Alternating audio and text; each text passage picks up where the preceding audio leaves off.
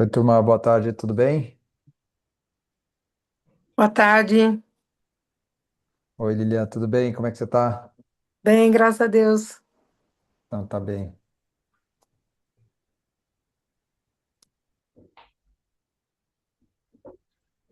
Eu vou deixar na tela aqui para vocês que tenham o slide e a gente já inicia, esperar os nossos minutinhos aqui, uns 3 minutinhos, e a gente já começa também aqui, tá bem? Boa tarde, pessoal. Boa tarde, Pietro, Jean. Boa Oi, tarde. boa tarde, tudo bem? Bem, tudo bem. Oi, pessoal, boa tarde. Sheisa, tudo bem? Tudo certo, graças a Deus.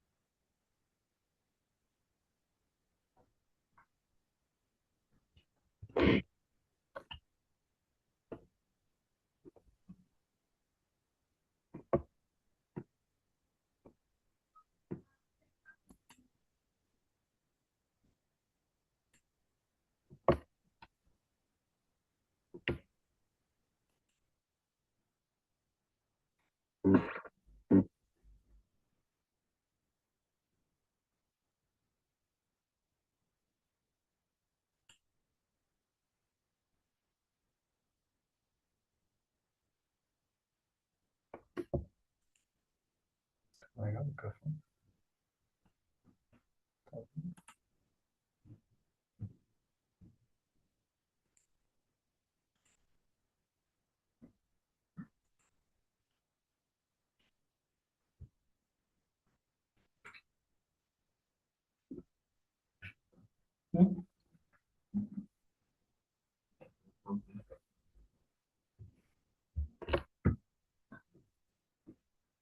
Eu não tô me vendo ali. Boa tarde. Boa tarde. Aqui? Esse quadro ali. Na tela dele. Ah, tá. Anda boa.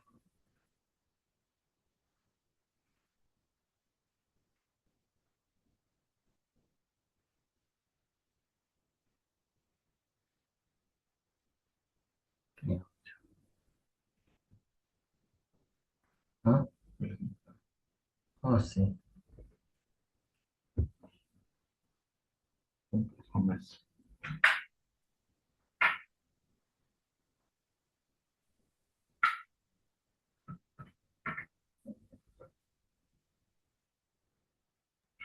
Turma, vamos começar? Estamos aqui 1h48, muita gente chegou no horário. Acho que se vocês todos estão me ouvindo bem, tá bom o som, como que tá aí a chegada da informação para vocês? Tudo bom, Tudo som. tá ótimo. Tudo bem? Tudo Então, bem. Boa perfeito, tarde. gente. Então, boa tarde a todos. Bom, nós estamos aqui então, nós chamamos de Jornada da Qualidade, focado no FLV. Estou aqui juntamente com o Pietro, a gente está dividindo a sala aqui, ele está aqui ao meu lado. O nosso time de marketing também tem as pessoas que atuam aqui nos projetos nossos, que muitos atendem vocês, nas demandas da rotina do dia a dia. Por que que a gente decidiu fazer essa primeira conversa logo no início do ano? Para que pudéssemos dividir parte das coisas que a gente já fala no dia a dia, outras que a gente entende que são importantes refletir. Não tenho a certeza, né, se são novidades, mas eu acho que são coisas, sem dúvida, importantes para serem reforçadas, especialmente nesta categoria que ganha relevância todos os anos.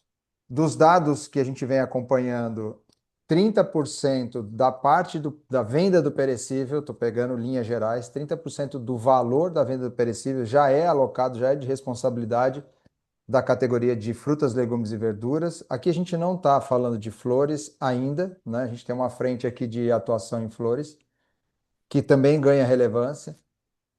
Só que também tem a notícia da questão da perda, né? Que é o desafio desta categoria. Todo mundo está muito atento. Quando eu falo todo mundo, não é só o supermercado, só o fornecedor, também a produção. Então, a cadeia de abastecimento está muito atenta a esses aspectos de perda associados à categoria de FLV. Então, a gente vai fazer algumas reflexões ao longo desses 45 minutos aqui, talvez 50 minutos. Vamos tentar sempre manter o tempo e divido a bola aqui com o Pietro, tá? Aspectos importantes para a gente combinar aqui nesse fluxo.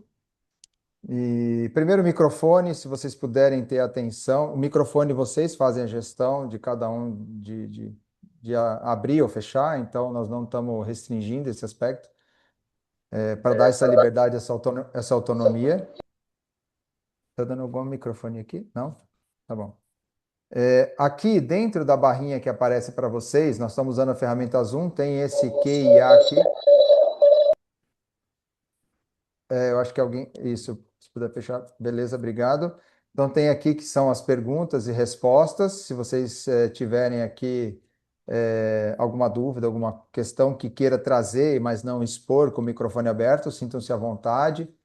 Reações, vale críticas, tá? Vocês me conhecem, a maioria me conhece muito bem, então é um momento muito de aprendizado, de troca, não, de fato não tem a receita que vai dar resultado, mas tem o conhecimento que pode levar ao resultado, e isso é um jogo de conjunto de criação, de desenvolvimento, de entrega, então sintam-se à vontade aqui para fazer as observações e as críticas também. O chat também tá liberado, tá?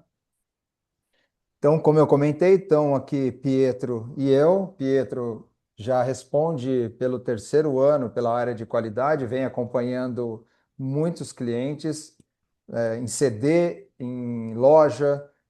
Também teve antes dele entrar nessa empreitada específica de varejo, ele acompanhou carteiras de produtores e distribuidores, que são os fornecedores dos supermercados. Então, ele teve a possibilidade de ter uma visão muito interessante das etapas da cadeia de abastecimento.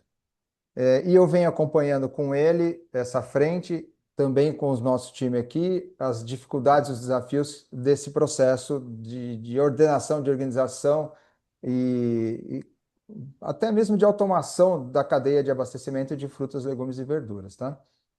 Eu acho que esse aspecto aqui da nossa missão, ela é muito importante porque a gente olha para isso todos os dias, a gente fica bastante preocupado e muitas vezes também até ansioso, né, nessa questão da organização das informações.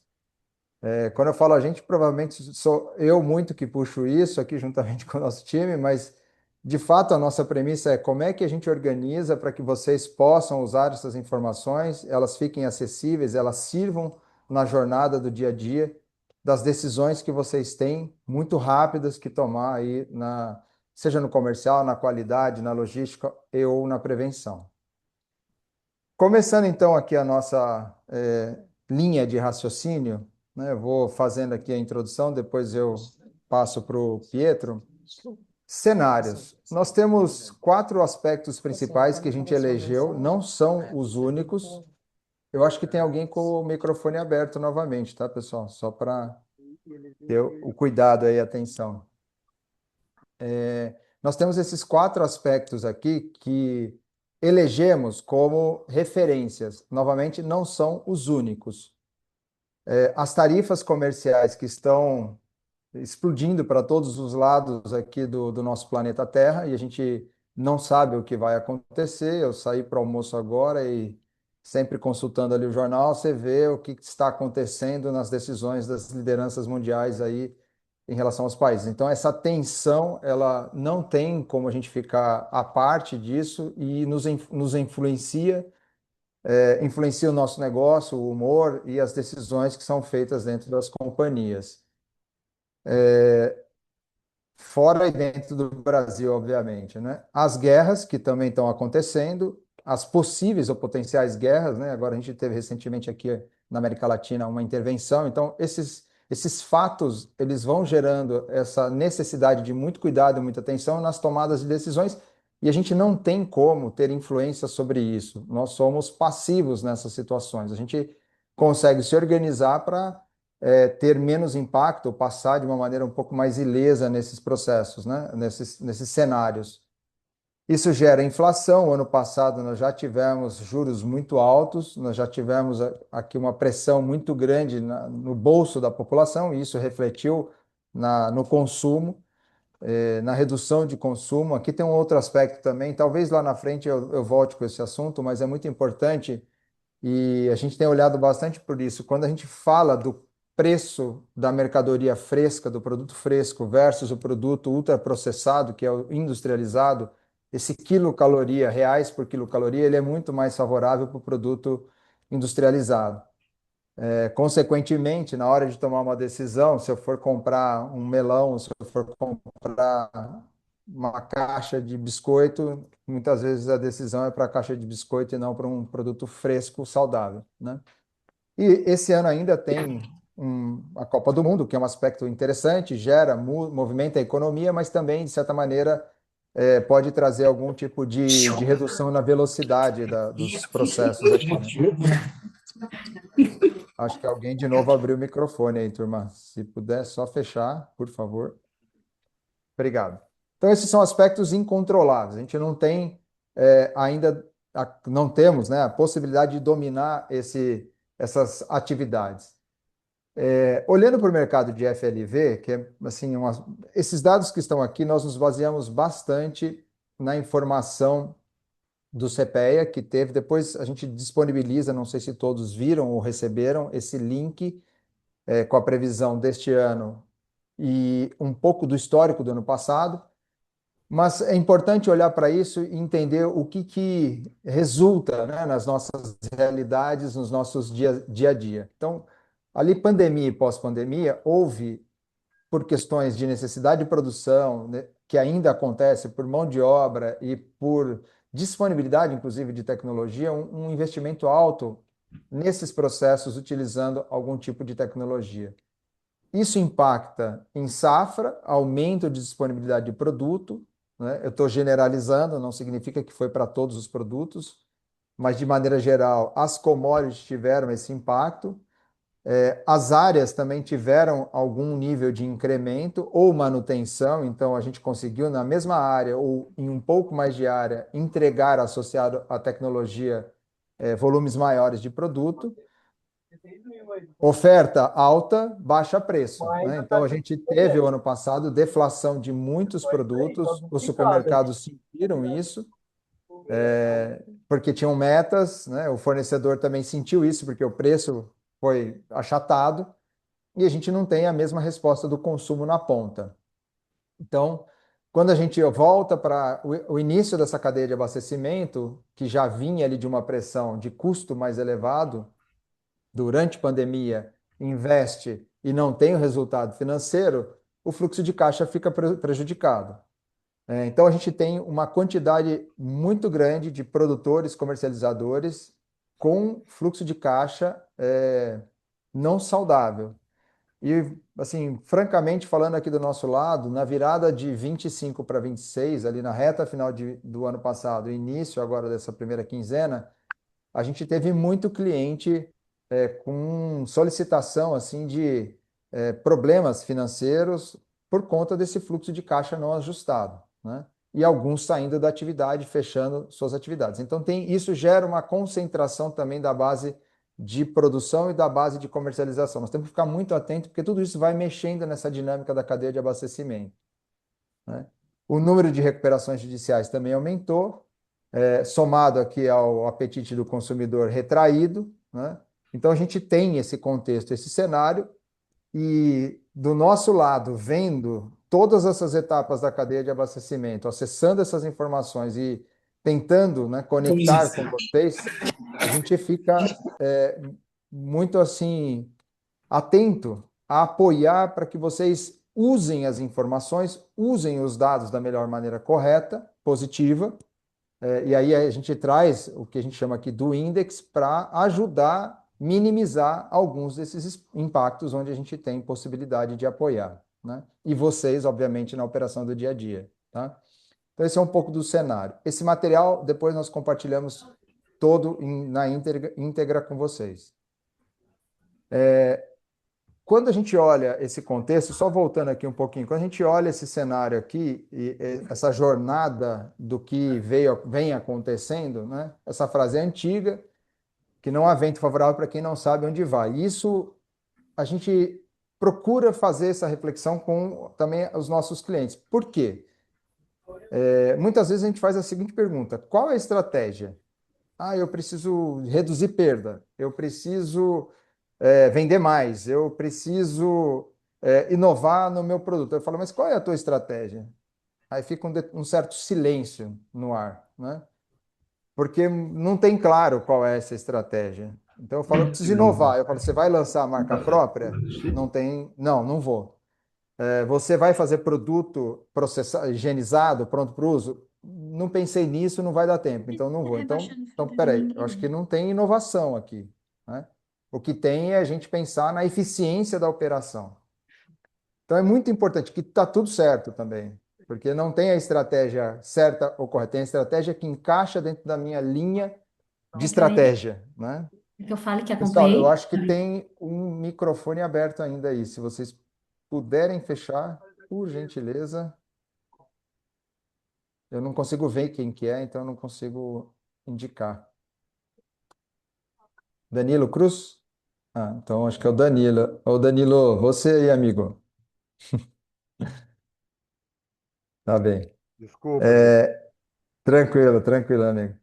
Então, essa questão da estratégia é muito importante. É básico, tá, pessoal? E essa reflexão, ela vale para a gente aqui também. Tudo que eu vou repetir até quando eu puder esse aspecto. O que a gente fala para os nossos clientes, o que a gente fala com os nossos parceiros é também ponto de reflexão aqui internamente. Qual é a nossa estratégia, né? Onde nós queremos ir? E aí a gente entra nos principais itens de perda em FLV. Então, aquilo foi conceitual, porque é importante, né? De certa maneira, todos esses aspectos que são não nós não conseguimos manipulá-los de alguma maneira, principalmente obviamente nos aspectos internacionais mais globais, eles nos impactam. Mas aí a gente vem para a nossa realidade, onde a gente consegue, de alguma maneira, agir. Esse dado é o último dado da Abras, não sei se todos já viram, nós já apresentamos isso aqui em algum momento. É a referência que tem, tá? Eu acho que ela tem a coerência, mas é muito importante a gente olhar que nós temos o ano de 24 e o ano de 25. Então, o verdinho é 2024, o azul 2025. Essa é a chamada eficiência operacional ou o percentual da perda sobre o faturamento, né, daquele produto lá específico. Nós estamos olhando por categoria. Então, peixaria, demais, industrializados, padaria, rotisserie, açougue, flores e FLV. Vejam que essas duas categorias que são hoje talvez vitrines positivas, né, do negócio supermercadista, em especial o FLV, são os que têm os maiores percentuais de perda. Quando a gente calcula sobre o ranking Abras, isso significa lá na verdade, entre 6 a 7 bilhões de reais perdidos em frutas, legumes e verduras, tá? Olhando o percentual de FLV. E quando a gente desce para as companhias, nós estamos falando de 50, 60, 70 milhões de reais por empresas perdido. É um dinheiro que escapa da mão, assim. Eu sei que tem limite de quanto a gente consegue reduzir isso, e tem limite também de quanto a gente consegue transacionar isso com o fornecedor, porque o fornecedor não aguenta ficar pagando essa conta. Ninguém aguenta ficar pagando essa conta da ineficiência. Por isso que a gente precisa olhar para ela no detalhe, tá? E outro aspecto importante também é o canal, né, olhando para flores e FLV aqui. Então, quando a gente pega o FLV, que é o azulzinho, desculpa, o verdinho, falei errado aqui. O verde, o tipo de canal de distribuição, o modelo de distribuição afeta bastante também o percentual. Quando a gente vai para um atacado, ele está aqui 4,8, hiper 5,6 e o supermercado 5 cravado. Quando a gente desce para a vizinhança, talvez Aqui você tem um sortimento menor, você tem menos quantidade, menos disponibilidade, apesar da dificuldade de fazer a gestão desse varejo de vizinhança, né? Pela complexidade logística, pelo espaço, inclusive, mas ele tem um impacto menor medido aqui nesse estudo. Então, de acordo também com o estilo, modelo de loja, nós podemos já nos preparar para atacar e para trabalhar essa perda. Então, vamos recapitular: nós temos os aspectos macroeconômicos, a gente vem para os aspectos dentro da nossa operação, a gente olha os dados de referência do setor e vamos descendo aqui para produto, né? Então, esses são os dados ainda de 24 abras, não temos os dados 25 disponível, mas vejam que o tomate, e no final do ano passado e início desse ano, vou dar um número assim, daquilo que eu tive contato, pelo menos 10 empresas que eu estou conversando mais no detalhe. Quando eu falo empresa pensando em supermercado, o tomate foi o item número um realmente de problema, né? Problema variado, problema no recebimento, problema na qualidade, no padrão de qualidade. Quando eu falo recebimento, ele já chega com algum nível de restrição, visualmente, né, percebido, e ele é pontuado dessa maneira como uma inconformidade. E eles também são os dois produtos, quando eu falo eles, tomate e banana, também são os dois produtos que vendem muito, né? Que tem muito volume. Pessoal, quando a gente olha para esse mapa aqui, eu posso ter, por exemplo, o brócolis, que não está aqui. Eu tenho, muitas vezes, o morango, que não está aqui, mas ele é relevante na minha quebra, na minha perda, olhando para 25.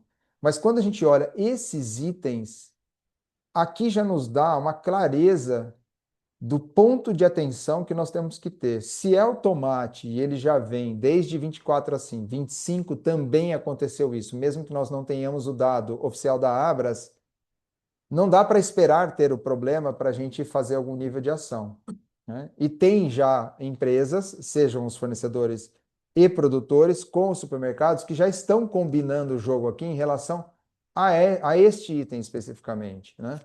Como vai ser a safra? Como vai ser a disponibilidade e qualidade do produto? De que regiões? Então, a gente vai ter uma conversa na quarta-feira, na verdade, hoje é terça, né? Na quinta-feira, aliás, com especialistas de tomate para justamente ouvir deles um pouquinho essa dinâmica. Mas nós já temos aqui um pouco do direcionamento daquilo que é problema e, consequentemente, e todos os anos tem uma repetição desse tipo de cenário, né? Eu vou passar para o Pietro aqui agora. No final do ano passado, nós tivemos uma conversa aqui e o Pietro fez uma ação muito interessante. Ele fez uma trilha aí, pegou a estrada e visitou 13 CDs, né? Qual era a nossa intenção? Bom, se a gente está vendo esses processos todos aqui, a gente identifica produto, identifica os problemas de perda. Como que está sendo a operação nos CDs? Como que esses CDs que a gente atende estão trabalhando? Então, ele trouxe aqui alguns tópicos para a gente refletir também, que são bastante relevantes. Eu vou fechar meu microfone e passo para ele. Pessoal, boa tarde para quem entrou um pouquinho depois. Bom, eu estava conversando hoje, só para complementar um pouco da introdução, você trouxe até agora, ontem com um produtor, a palavra de 2025 foi muito referente à eficiência operacional, né? Com isso, muitos dos produtores, comercializadores, varejo, vieram em 2025 com base no fluxo externo, na alta de juros, com literalmente, acho que até o próprio CPE usou esse termo, com freio de mão puxado, literalmente. A gente já vai falar um pouco mais para frente, né, já de 2026, mas tem expectativas positivas para o ano. Aí fazendo o link para a questão do ganho de eficiência, buscando a tecnologia e vendo resultados em relação à alta da safra em 25 e até recorde de exportação.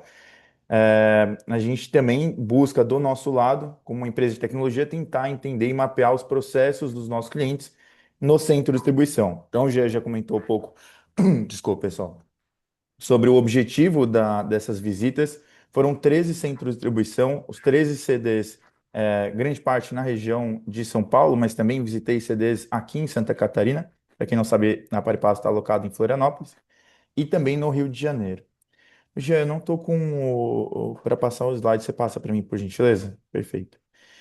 Pessoal, a gente usou a nossa própria plataforma, né? Para quem está assistindo e não conhece, a gente usou o Clique, né? Foi feito um questionário customizado, validado aqui internamente, onde a gente abordou esses 8 tópicos principais que vocês estão lendo aqui à esquerda, dados gerais dos clientes, informações da equipe.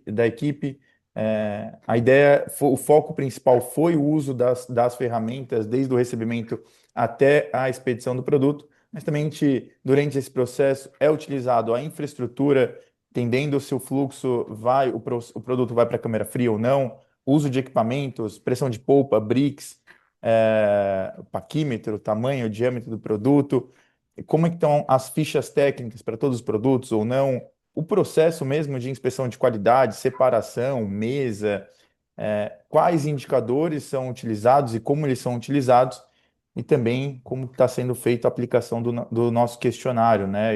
Inclusive, um dos pontos principais foi esse, a gente entender oportunidade de melhoria hoje visando nossa ferramenta implementada no dia a dia dos nossos clientes. Bom, tinham muitas coisas para a gente trazer aqui para vocês, mas a gente viu 8 pontos, 9 pontos principais que chamou um pouco mais da nossa atenção. Vou comentar aqui rapidamente sobre eles. O primeiro foram que a gente está falando aqui de clientes que trabalham com a gente há muito tempo. Grande parte deles hoje não conseguem, e também não, às vezes, uma decisão estratégica, mas também uma questão, né, como muita gente vem tendo problema em relação à mão de obra, indiferente dos porquês, mas grande parte não tem conseguido utilizar para 100% dos produtos no recebimento. Ou seja, a inspeção de qualidade, o registro na nossa ferramenta não tem sido para todos os produtos. Quando não é analisado para todos os produtos, aqui a gente está falando de 20% dos varejos que conseguem aplicar para todos os produtos, quando não é aplicado para todos, a gente tentou entender como que era tomada essa decisão, quais itens que eles buscam inspecionar. Grande parte pega como conceito o item que está tendo mais problema em loja, ou aquele item detrator, ou algum item de relevância, como volume, aquele produto como tomate, banana, que tem um alto volume de recebimento, a gente tenta aplicar mais porque sabe que se passar com algum problema vai dar mais perda em loja e vai ter mais impacto, principalmente financeiro. E, Gia, também, se você quiser, complementando nesses pontos, te deixo à vontade, se quiser no final. Baixa utilização estratégica dos indicadores, principalmente aqui especialmente por parte do comercial.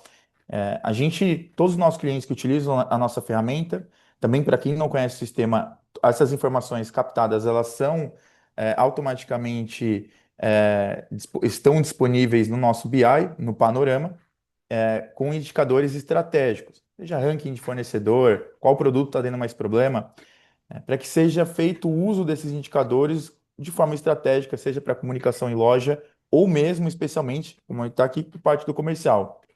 A gente identificou que esses indicadores não estão sendo utilizados de fato como a gente gostaria, né? A gente tem tratativas internas onde a gente mesmo, muitas vezes acaba entrando em contato com o cliente, apresentando esses indicadores, compartilhando esses resultados.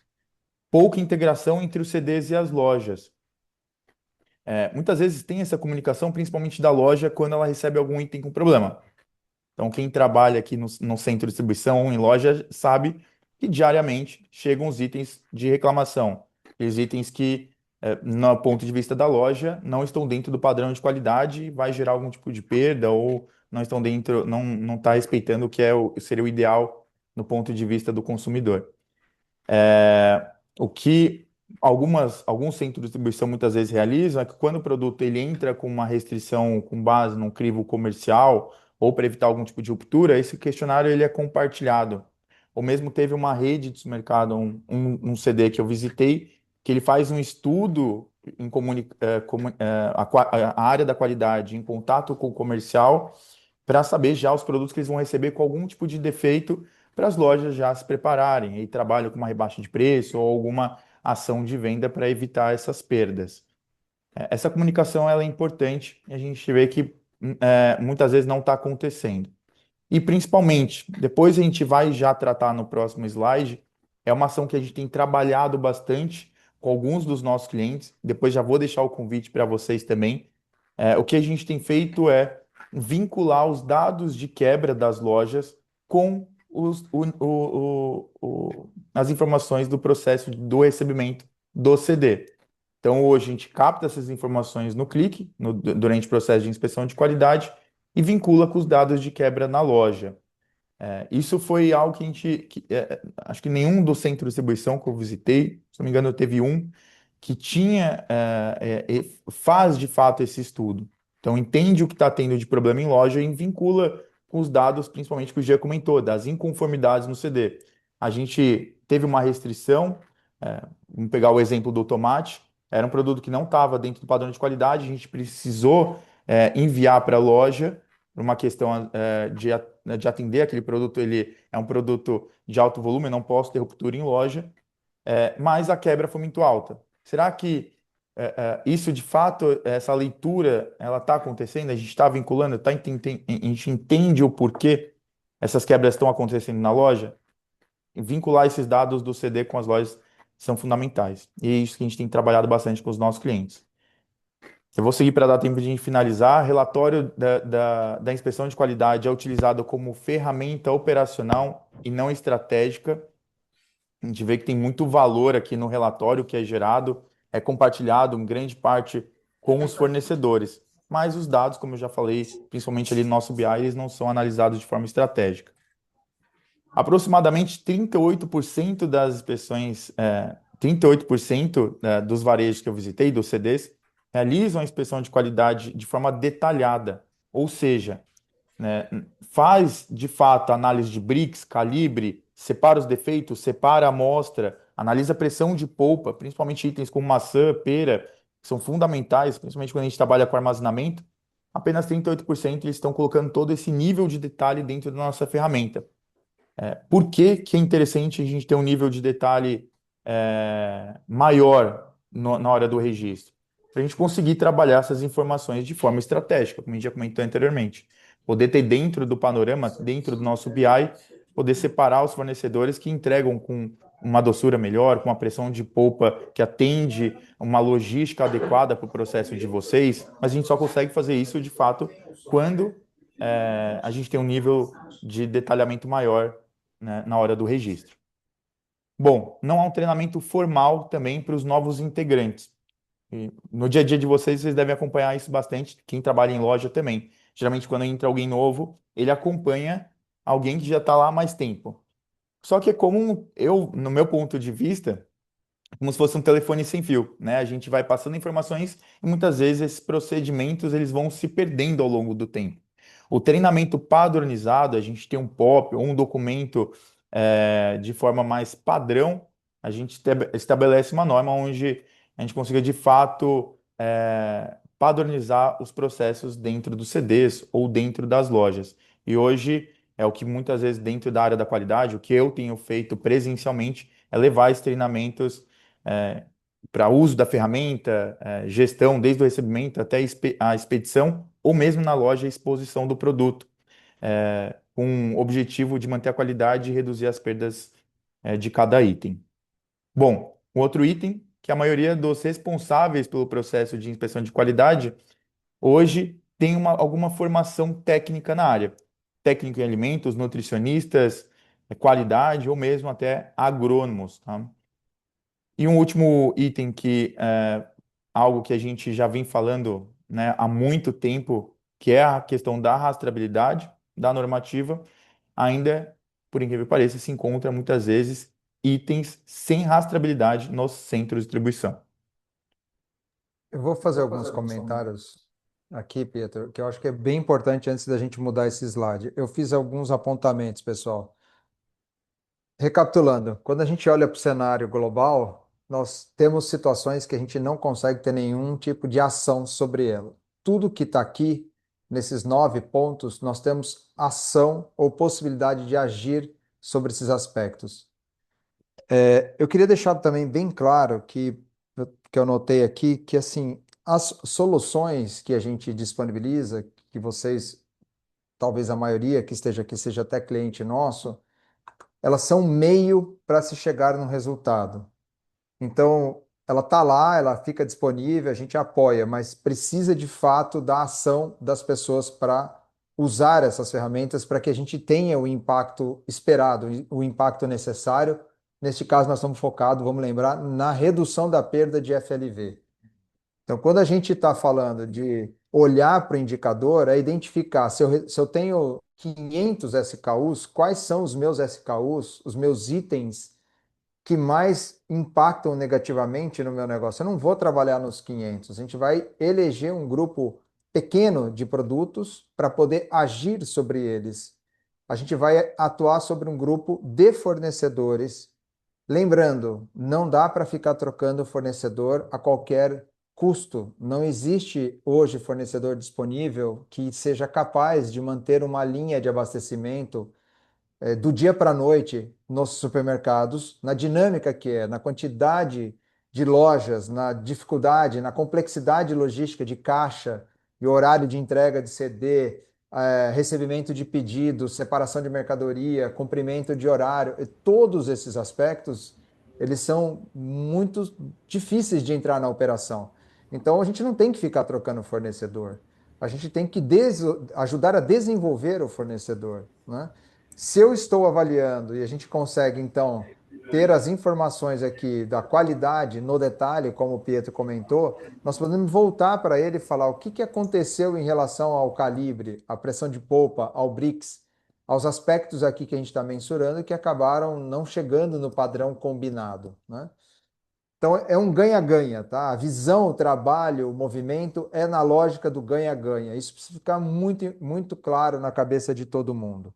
Então, as ferramentas, elas são meios para que a gente possa, como pessoas, como equipe, exercer as atividades de maneira mais assertiva. E aí um ponto, pessoal, que eu queria deixar também aqui sinalizado. Nós temos testado inteligência artificial em vários aspectos aqui dentro da nossa rotina do dia a dia. Quando nós temos um painel estruturado no panorama, um processo da qualidade feito por vocês corretamente, né? O Pietro citou aqui, eu tive um, ele falou, eu teve um supermercado que eu visitei, que a estrutura do CD fazia toda essa operação de olhar, integrar com comercial, integrar com loja e tal. Dos 13, pelo menos nesta rodada que ele fez, tá? Isso é uma fotografia. Se isso está correto, a gente começa a ter a oportunidade de usar a inteligência artificial aqui para nos ajudar a olhar para o dado de maneira mais rápida, mais assertiva, muitas vezes, dando para nós só o ponto da decisão, né? Então, hoje, muitas vezes, tem que parar, montar tabela, montar indicador, montar informação, levar para o comercial. Se a gente tem a informação correta na operação, aí sim, usar a inteligência artificial faz todo sentido. É quase que aqui nós estamos falando de um aculturamento digital para que a gente possa, de fato, usar esta IA de uma maneira prática que vai impactar no resultado financeiro de vocês. E reforço, todos os aspectos que estão aqui na tela são situações que nós conseguimos agir. Eu não sei o que vai acontecer, ninguém tem vamos dizer, a bola de cristal para o que vai acontecer sobre as guerras, mas a gente consegue aqui agir nessa estrutura da nossa operação. Então, estou sendo repetitivo porque eu acho que esse é um aspecto básico e necessário para que a gente trabalhe a redução da perda, tá? Da perda na categoria FLV. Eu vou só dar vamos dizer, antecipar um resultado aqui que eu acho que é muito importante, pessoal. Nós fechamos a prévia do dado de resíduos químicos aqui com a nossa equipe também de 2025. foi o melhor ano que nós tivemos em relação à conformidade. A gente fechou o ano de 2025 com 84% de conformidade. Esse dado oficialmente vai ser projetado e lançado aí pela Abras, provavelmente nos próximos meses. Por que que eu comento isso? Isso não aconteceu de um ano para outro. Isso veio e vem sendo construído há 15 anos atrás. Então, há 15 anos, todos os anos a gente ganha meio ponto, 1 ponto, 1,5 ponto, aí volta 0,3 para trás. Só que na linha do tempo, ele, ele sobe, melhora essa conformidade. Então, é um trabalho realmente de aquisição de conhecimento no processo aqui de técnico, tá? Então, insisto neste caminho para que a gente siga aqui focado na redução da perda para o negócio do varejo, do fornecedor, do produtor ser saudável. Passo para você de novo, Pietro, depois eu comento. Perfeito, Gê. Bom, pessoal, eu acho que eu tenho algumas redes no mercado que já passaram pelo processo da jornada da qualidade. Eu vou tentar não. A gente está chegando no finalzinho do nosso webinar, da jornada do dia de hoje, mas vou tentar ser o mais claro possível. Na jornada da qualidade, uma metodologia que a gente estabeleceu dentro da área da qualidade, foi uma área que corre em paralelo às nossas ferramentas, onde a gente levava de fato treinamento e capacitação para redes do mercado, desde o produtor até o ponto de venda, né?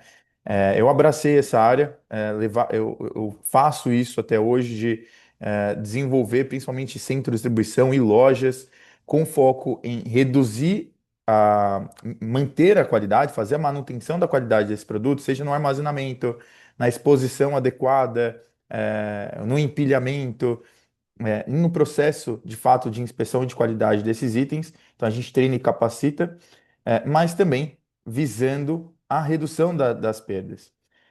O que a gente começou a entender, e aí vem com o que o Gê estava comentando, quando a gente olha para a eficiência operacional e a gente ser mais eficiente, é que a gente tinha a possibilidade de realizar aqui um diagnóstico com base na leitura de dados das perdas em loja.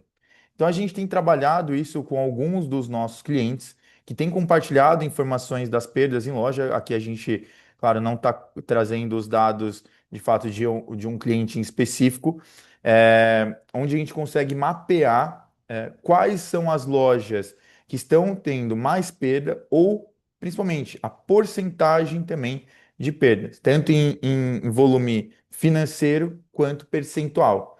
Cruzando essas duas informações, qual a gente consegue. Pode passar o slide, Jess? E acho que o próximo slide fica um pouco mais claro. Pode. Deixa eu tirar.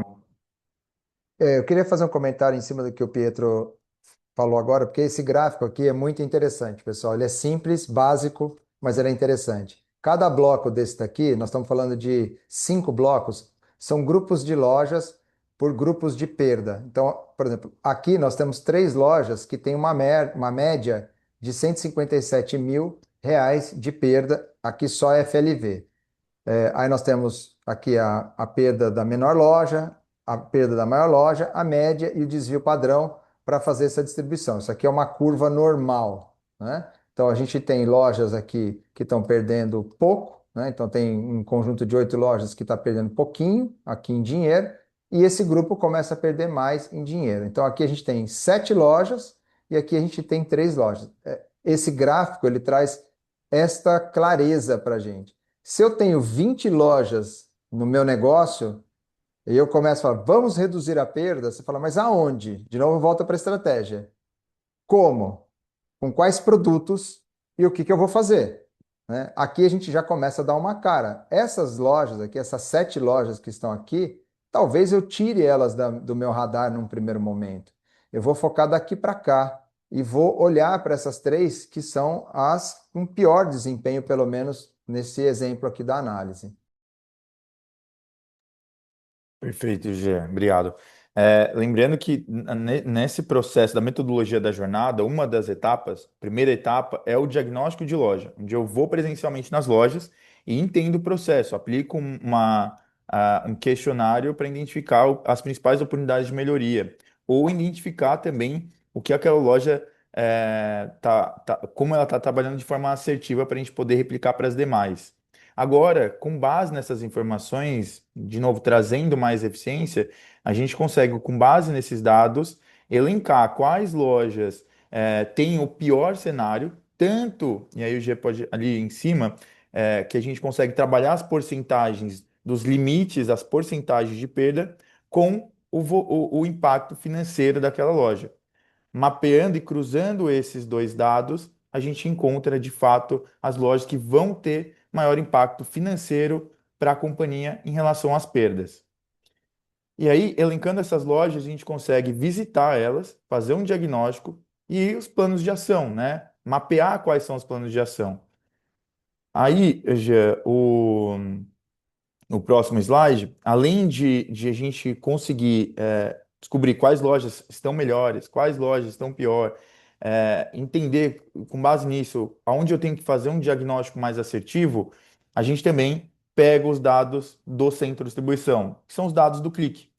Com o registro do clique, a gente tem quais são os produtos na loja, né? Desculpa, no centro de distribuição que tiveram mais inconformidade, ou seja, o que já comentou anteriormente, principalmente aqui, aqueles produtos, itens que entraram com algum tipo de restrição.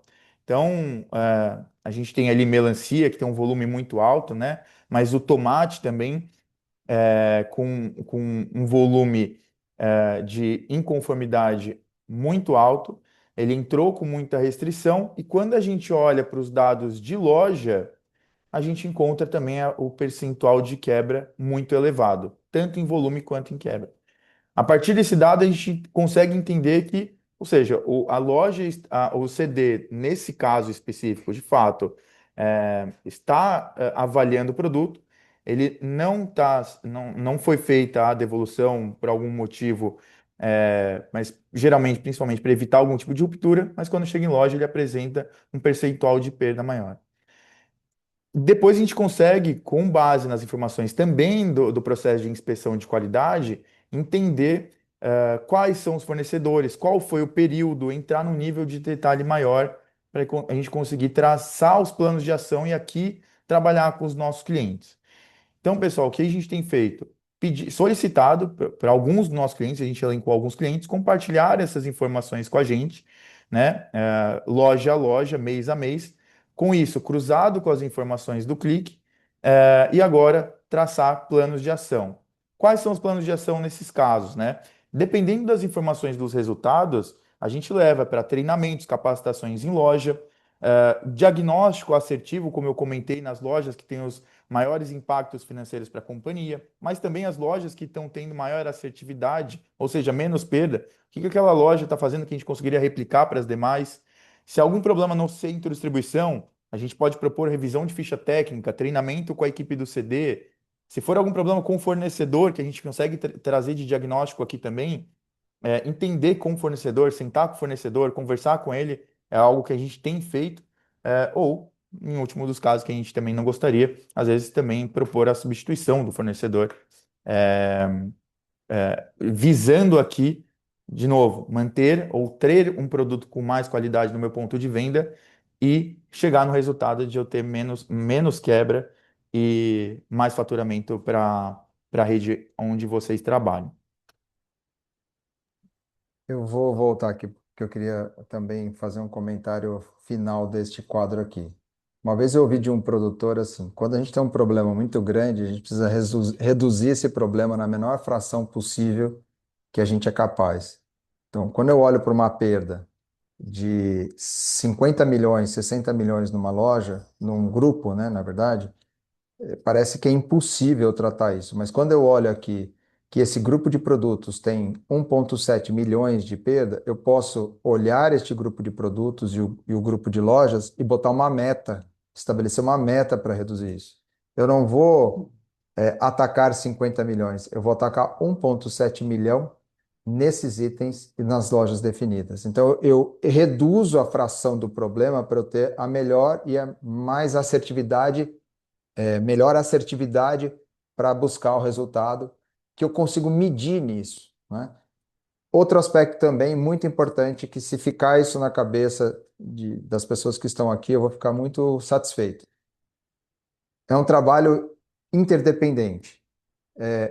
Não dá para a qualidade trabalhar isolado do comercial. É inviável a operação trabalhar isolada da qualidade e do comercial. E a prevenção de perdas precisa entrar nesse jogo para poder fazer a ponte, para poder olhar o dado. Normalmente, quem tem mais até foco nesse sentido é a prevenção de perdas, é o time de prevenção associado à qualidade para organizar esse dado e deixar ele ajustado para a loja e para o comercial. Então, qualidade e prevenção são dois catalisadores, facilitadores desse processo nas pontas, quem compra e depois quem vende. Então, quem compra é o comercial, quem vende é a loja. No meio, a gente tem a prevenção e a qualidade fazendo esse mecanismo de facilitação do processo. Para fechar, pessoal, então, nós precisamos olhar para uma jornada estratégica, na linha do que eu acabei de comentar, integrada. Dois aspectos principais, né? Se a gente trabalhar de maneira realmente conectada interna e a gente fizer esta proximidade, se as quatro áreas base do varejo estiverem ali combinadas e trouxer o fornecedor para a conversa, a chance de dar certo é muito grande. Pensem um pouquinho, tá? Nós estamos usando um computador aqui. Esse computador, as peças todas foram feitas em países diferentes, provavelmente. Não tem como montar esse computador se eu não combinar as peças com esses fornecedores. Esse computador não vai funcionar. Então, a mesma lógica, aqui deveríamos tratar e trazer para a indústria do alimento perecível. Nós não temos essa cabeça. A gente precisa iniciar essa jornada mental. Então, nós precisamos combinar o jogo daquilo que nós decidimos, qual é a nossa estratégia, que eu coloquei lá no início, para montar essa proximidade com esses fornecedores, né? E aqui alguns aspectos que fazem parte deste caminho. Do outro lado, o uso do dado, o uso da informação, transformando em inteligência de fato, para a gente buscar essa assertividade, é que vai nos dar a ação direcionada, é que nos vai levar à estratégia combinada, né? Aí a gente otimiza processo, otimiza os fluxos, e isso impacta num negócio que é, assim, o mais difícil, é a cultura da organização voltada para esse processo, tá? Senão a gente fica, como já aqui a gente tem um dos sócios da Paripaz sempre fala isso, a gente tem, às vezes, a estratégia da gincana, né? Você dá uma tarefa, cada um sai correndo para um lado e ninguém combinou nada e espera que dê resultado lá na frente. Então, isso é o que a gente não quer que aconteça ao longo deste próximo ano, em função dos desafios todos que nós temos pela frente e já estamos vivendo ele. Então, eu paro por aqui, vou fechar o compartilhamento, vou interromper. Fico à disposição agora ou depois. Nós temos uma enquete, deve estar aparecendo na tela para vocês já, né? Provavelmente. Se vocês puderem investir um pouquinho do tempo agora nessa finaleira, são duas perguntinhas, né? Então, como você observa o mercado em 26, retraído, equilibrado ou em crescimento? Escolher uma das opções. E descrever em uma palavra o seu sentimento para 2026. O que cada um de vocês está esperando em relação a esse ano, né? Qual é a sensibilidade, a perspectiva ou mesmo a sensação de cada um? Só para a gente pegar um pouquinho do sentimento de todos que estão participando. Vou deixar aqui 2 minutinhos rápido e a gente já fecha aqui a nossa agenda.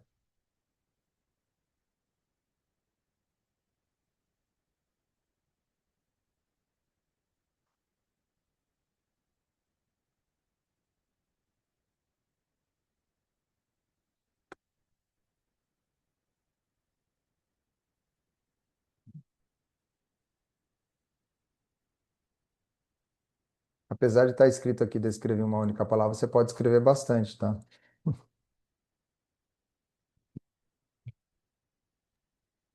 Lília, eu vou responder duas questões. A Eduarda respondeu a sua terceira ali, a gente acabou não respondendo durante a apresentação. Mas a perda total do tomate, esse estudo da Abras que eu tive acesso, ele não entra no detalhe sobre cada um daqueles itens, tá? É, e sobre a maçã, que estava tão alto quanto o tomate, isso é específico de um cliente. Aí pode ser, é o que a gente falou, né? Agora, o que a gente está tratando junto ao cliente é investigar a nível de fornecedor, a nível de loja, quais são os principais problemas. E aí a gente consegue, de fato, criar o plano de ação. Em relação ao tomate especificamente, eu tenho o número dos clientes que eu estou acompanhando. O tomate foi o primeiro item e na perda total ele tem representado na casa de 10%. Tá? Ele representa percentualmente em dinheiro, não em volume, 10% da perda total.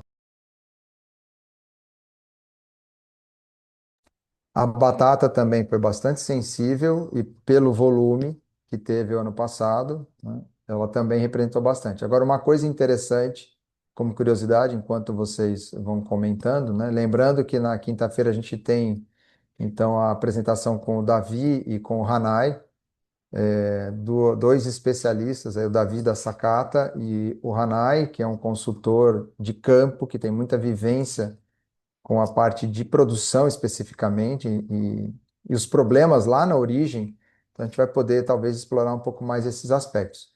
Agora, a banana também é um item que vende muito e ele entra com uma boa qualidade e normalmente na loja perde qualidade. Então percebam, às vezes a gente tem produto que já chega sensível no CD e depois ele só vai piorando. Agora tem produto que chega bom no CD e ele piora na operação da loja. Então, de novo, tratar tudo ao mesmo tempo não dá, né? Eu acho que é muito difícil. Não vou dizer que é impossível, mas é muito difícil. Agora, eleger o que a gente quer tratar faz muito sentido. Acredito que todos já tenham respondido isso, pelo menos boa parte. Eu vi aqui a Cleide também falando do morango. Sem dúvida, o morango é outro item que a gente pode fazer uma pauta específico aqui numa conversa. O morango normalmente é entrada direta à loja. Ele tem uma conexão, obviamente, com temperatura, com qualidade do transporte, operação de loja, mas tem também um aspecto de embalagem e de variedade. Aqui vale muito trazer o fornecedor, muito mesmo, para essa conversa, tá? Os fornecedores estão bem, assim, de morango, né? Bem atentos às variedades, tá? Idem para mamão também. Os fornecedores, produtores de mamão são grandes comercializadores, tá? Seja de produção própria, assim como de parceiros de negócio também. Então, eles também têm condições de entrar nesse diálogo para combinar o jogo. Aqui é um jogo que a gente precisa combinar, pessoal. E vamos aproveitar o início desse ano para de fato combinar. Seria muito legal se a gente conseguisse chegar no meio do ano, fazer mais uma agenda dessa, ou lá para o final do ano e falar, poxa, nós conseguimos reduzir a perda do tomate, porque todo mundo entrou na jogada aqui para atuar nessa ação. Fechamos, Pietro. Então tá bem. Então, turma, eu gostaria de agradecê-los. Passamos aqui praticamente 15 minutos da nossa agenda prevista. Amanhã, então, nós temos uma conversa com o pessoal de melancia. Por que a melancia? Porque nós percebemos que o ano passado também foi muito sensível. É um produto que é um transporte de água dentro de uma bolota, isso eu ouvi uma vez, né? Então, assim, praticamente você transporta a água do Nordeste para o Brasil inteiro, ou da região Sul para o Brasil inteiro. Então, é impressionante, né? É muito sensível. E é um produto relevante, especialmente numa época de calor. Então, amanhã nós vamos falar um pouquinho sobre esse item, tá? Então, agradeço, bom trabalho a todos e espero que de alguma maneira tenha contribuído, tá bem? Pessoal, muito obrigado. Um abraço a todos também. Bom trabalho. Bom trabalho. Tchau, tchau. Tchau, obrigado. Tchau, tchau.